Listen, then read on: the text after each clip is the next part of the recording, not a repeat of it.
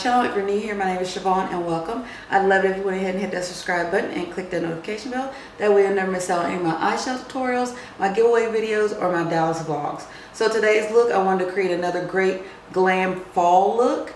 So if you'd like to see how I got this look, then go ahead and stay tuned. Also, I paired this look with my 3D Mink Lashes, Nadia. You too can get yours at www.srbeauty.shop.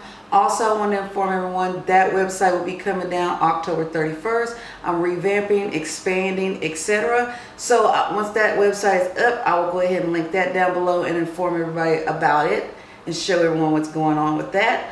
Also, I used 3 different palettes to create this look. I will be showing you each one of the palettes and which colors I placed upon my lids.